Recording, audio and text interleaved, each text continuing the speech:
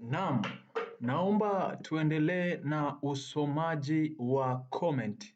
Na kuna comment hapa imekaa kimtego kidogo. Kwa maana hiyo naomba unisikilize kwa makini. Kama utakuwa unafahamu basi tunakuomba uweze kushare idea yako.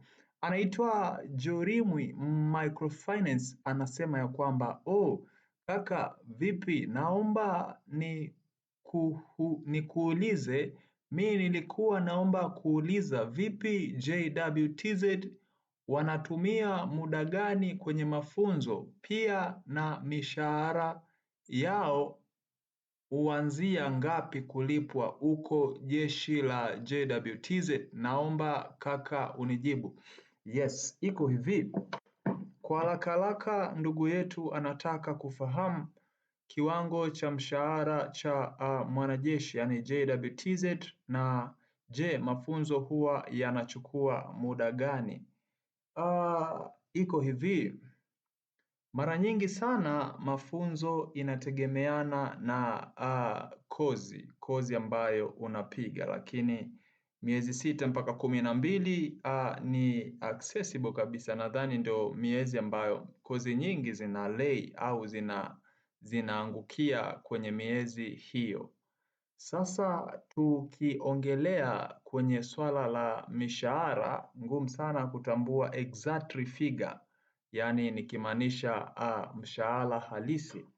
Lakini kwenye ajira yoyote hata kama ni ya jeshi, mara nyingi unapoanza basi mshahara wako unaanza kidogo, na kazi nyingi sana za kiserikali unapoanza mshahara huwa kidogo, lakini kadri siku unavyokaa mshahara unaongezeka, na pia na elimu pia inatofautisha ngazi ya mshahara. Samahani, lakini kwa kuona kwamba tunapitisha picha za jeshi la polisi, itakiwa tupitishe picha za JWTZ, lakini hatujatengeneza template ya namna hiyo kwa sasa hivi. Tumeona tujibu kwa kutumia hii template kwa haraka zaidi.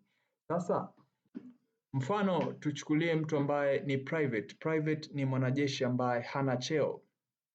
Level yake ya mshahara haiwezi kulingana na mtu mwenye cheo ambaye ni afisa, kwamba ameshapigwa na nyota. Ni vitu viwili tofauti.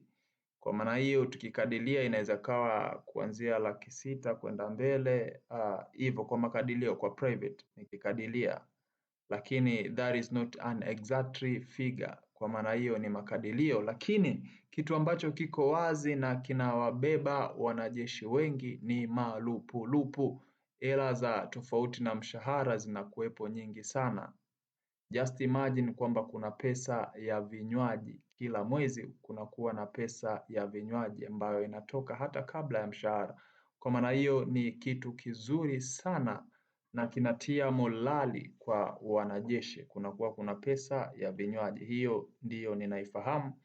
Tofauti na jeshi la JW, kwenye majeshi mengine kama vile TFS, sijui TAWA, kuna nadhani na JW atakuwa nayo, kwamba kuna pesa ya risk allowance wanaita, kama ni I don't know nitafsirije, lakini iko hivyo kwamba yale ni riski ambayo unaichukua kwenye kazi. Kwa hiyo ni pesa ya riski ambayo una take kuifanya hiyo kazi, ama riski ambayo unachukua kuifanya hiyo kazi, maana ni kazi ambayo mguu ndani mguu nje, ni kama una riski uhai wako.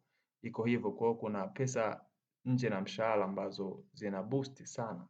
Kwa hiyo iko hivyo ndugu yangu, ni kazi yoyote ile inayohusiana na jeshi kuna utofauti sana na kazi hizi zingine za kawaida, kwa sababu unakuwa na kipaumbele, baadhi ya vitu lazima uongezewe. Iko hivyo. Ukiangalia mtu anayefanya kazi ya serikali ya kawaida hawezi akawa na pesa ya vinywaji. Iko hivyo. Kwa hiyo machaguo ni yako bro, machaguo ni yako. Asante, nafikiri umenielewa, japokuwa sijataja exact figure kwa sababu ni too difficult kutambua mshahara wa mtu hadi uwe muhusika mwenyewe. Kama we ni JW, basi hapo utaweza jua exact figure ni ipi. Sasa kama kuna mtu anatambua exact figure, tushare mawazo kwenye comment section. Chao.